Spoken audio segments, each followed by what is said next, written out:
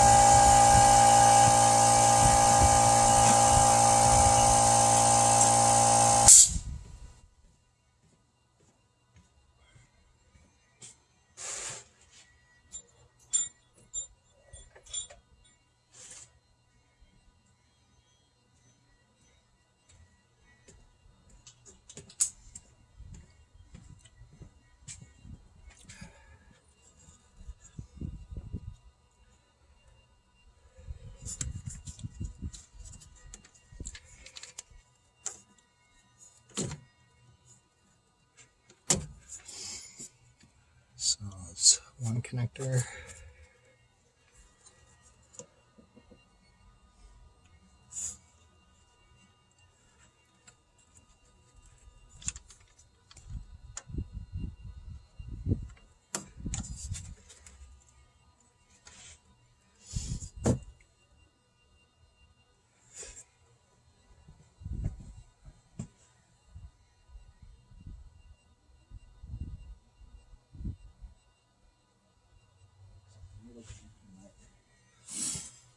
Looks like the middle connector actually will stay with the rack. So the 2 red connectors, looks like there's a slider on it.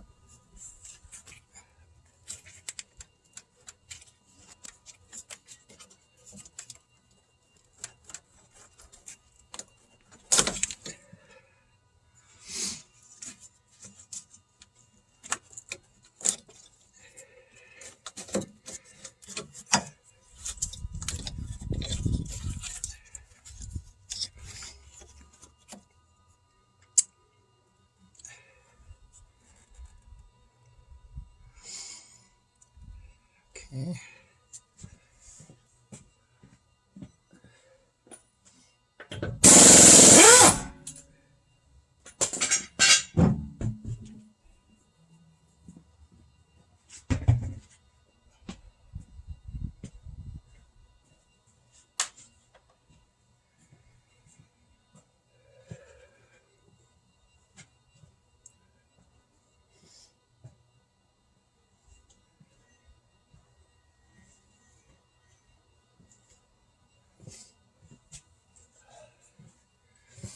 The tub was 10 millimeter bolts, by the way. Looks like there's a shield here. It's also 10 millimeter bolts, one on each side.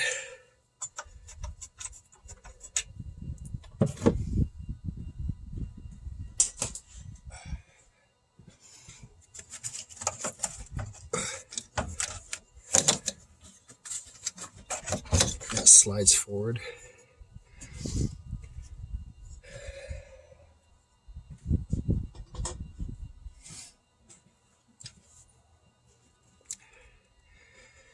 Okay, and I believe I'm looking at 2 on this one anyways.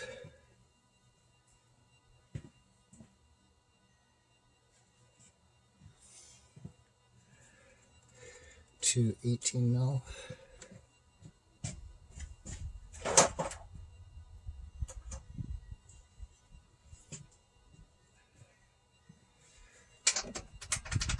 Yeah, 18. And what is that? 12. Maybe a 14.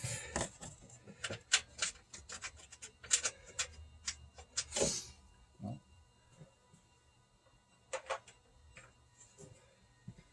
13.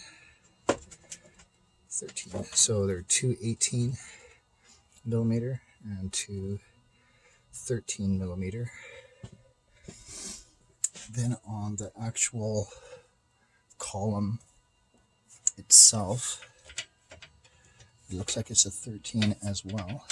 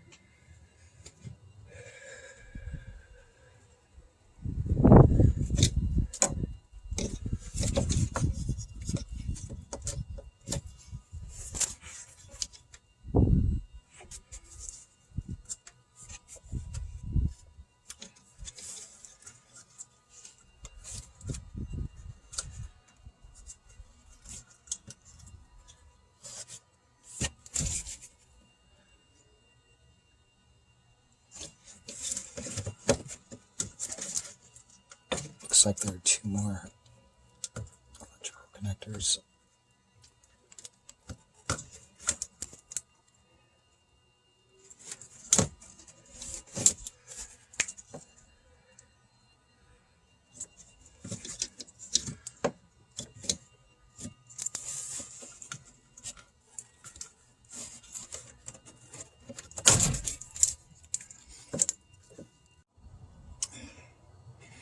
Okay, so it pulled out. I'm not too sure where I left off there, but what I've done is I grabbed a new one. I took off the driver's side tie rod on the new one, and I took out the motor. I did mark the markings for both the motor and I centered the rack and pinion left to right. I went left all the way. I marked the steering shaft. Then I went right all the way. I marked it again. It was 2 full revolutions from side to side. And then I went back 1 revolution and marked it dead center. So the rack and pinion is now centered.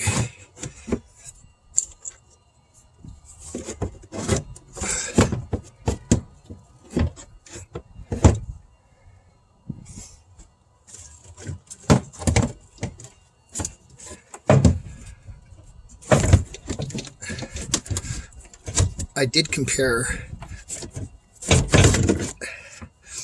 the new rack and pinion to the old. Interestingly enough, I did find a slight difference in the size of the bolt hole for the mounting nuts. Not the 18s, but the 13s. This in here is slightly larger hole than the one I took out. Now this is using part number 1044831-90-J. That's the one going in. And it was 1044831-99-E for the one I took out. In saying that, I found a website that cross-referenced a lot of these numbers, and they all cross-referenced the same. However, again, in saying that, I did notice that slight difference. Now, the size of the bolt hole, I don't know if that's going to run into an issue for me, because the bolts I'm using is going to be the same. There is going to be a slight amount of sloppiness in here. These look the same. But I imagine what they did is they must have increased the size of the bolt from a 13 to a 15. I'm not too sure what they did there. But I don't think it will bother me. I'm going to cinch them down tight anyways. And the two main ones look and appear to be the same size. So now I'm doing reverse order. So when I had it in like this, the last thing I did was I put in the electric motor at this point. So I'm going to do the same. I'm going to put in the electric motor now, in case I have to move it around a bit to get the bolt on the bottom.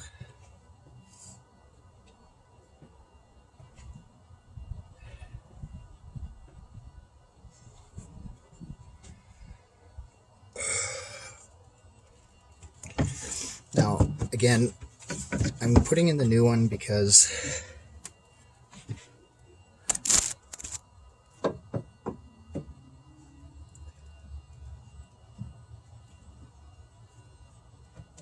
my guess is I'm going to run into the programming issue anyways. So I'm just going to have the techs locally, they have a mobile service, to come out and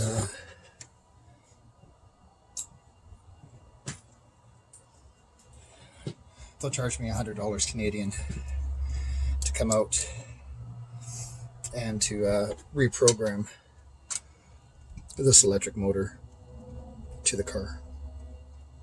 And I think I'd rather just have the new electric motor in there rather than put in the old one. The old one may be fine, but to be honest, the rest of the rack and pinion was shot bad.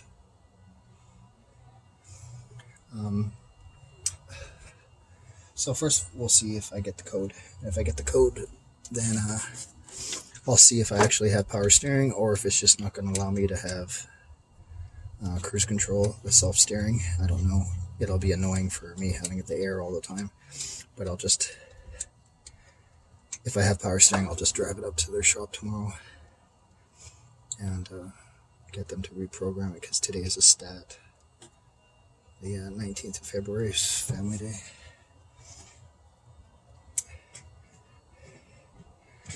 Okay, so my marks are lined up there and there.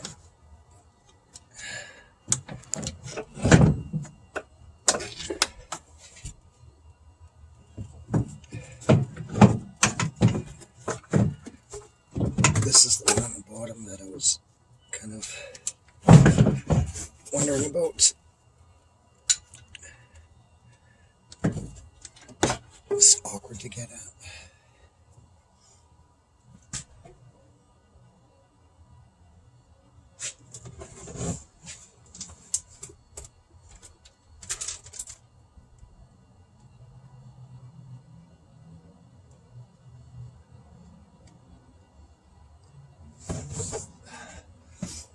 you can reach through the fender well and get that.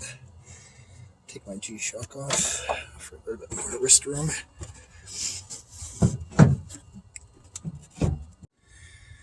Okay, so a couple of minutes went by, and I used a pipe wrench in here like this, and I had my wife hold the steering wheel, and then I was able to crack it, and it spun off on that side. So I got the one side of the tie rod off now. All the videos I watched saying that, oh yeah, you can just do it with the one tie rod out. But I'm gonna see if I can get this out by just popping off the steering column one now and seeing if I have enough room to do it this way. Now that I have a little bit of free play.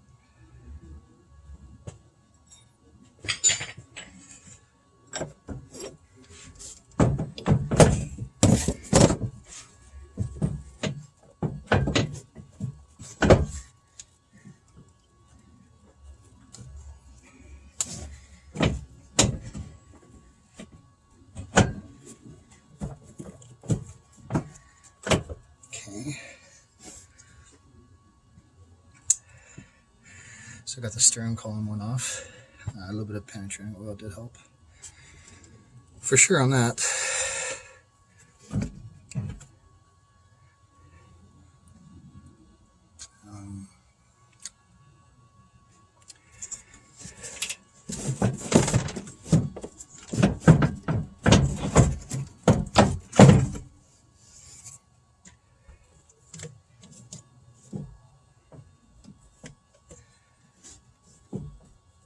Now, in saying that, I probably should have left that on there in case I do need to take off both sides of the tie rods, inner and outer, or on the passenger side too.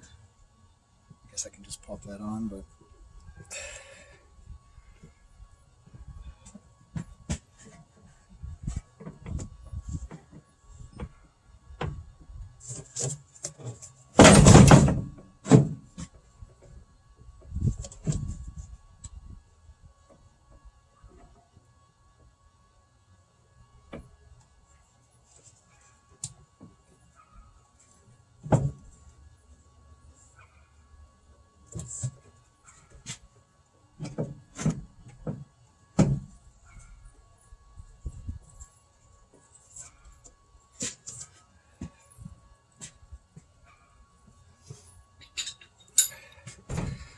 this side's going to be a little hard to get it, I think.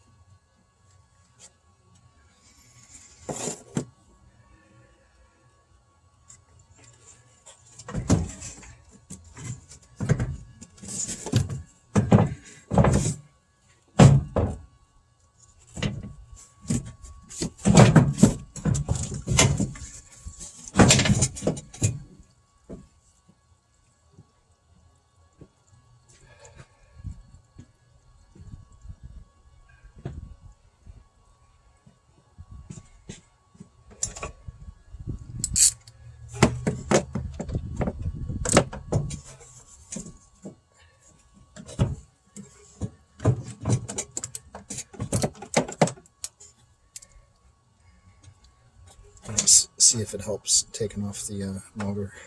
I do have this one marked anyways. The new one is marked. So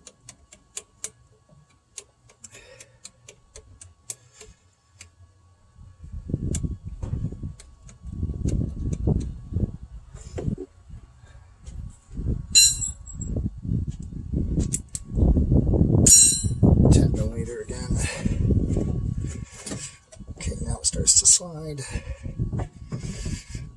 I can see why taking that out would be much easier, like they did in the video.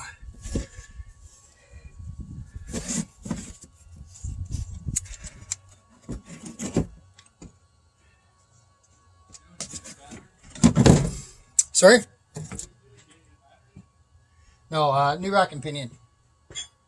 New rack and pinion. No,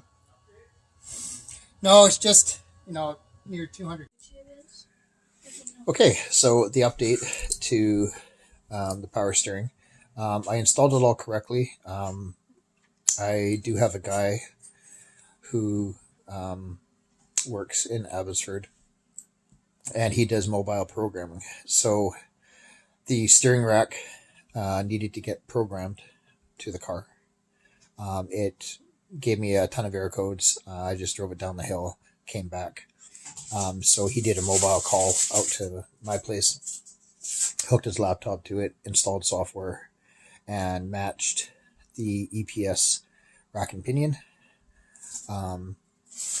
to my old motor. So I put the old motor back into it because it was fine.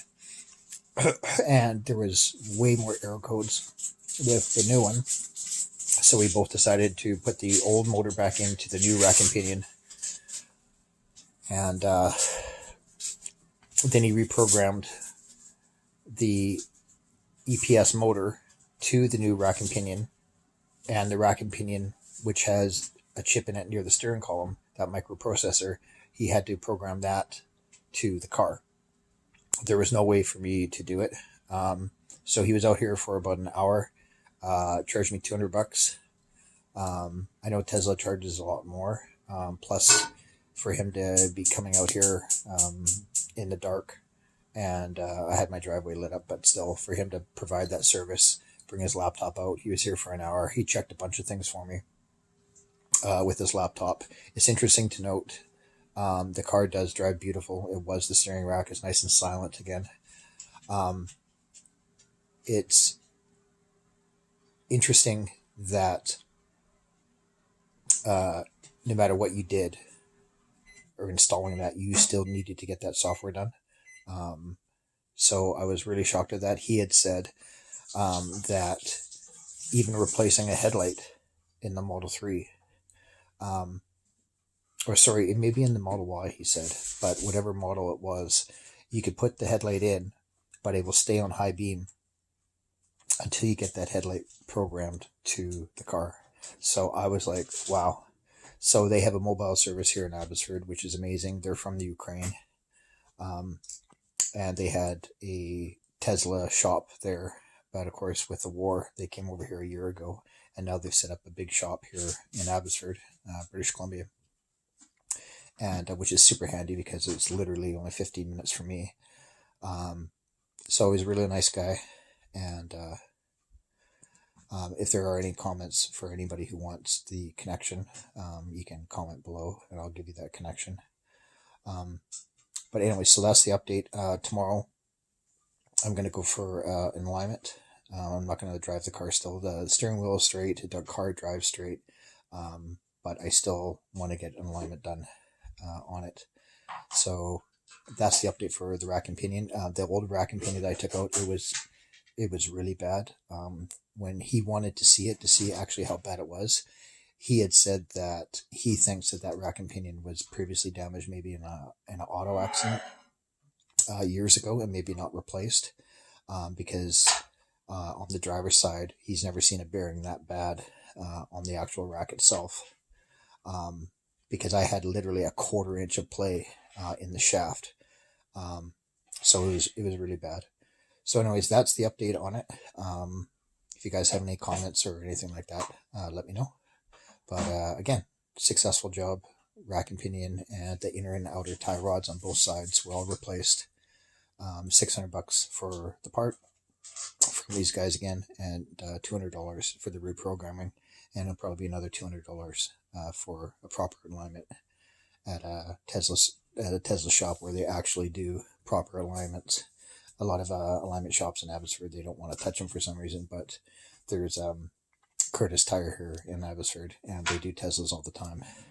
So yeah, so really successful. $1,000 or whatever, $1,200 in, compared to it would have been $3, $4, maybe even $5,000 if Tesla had done the job.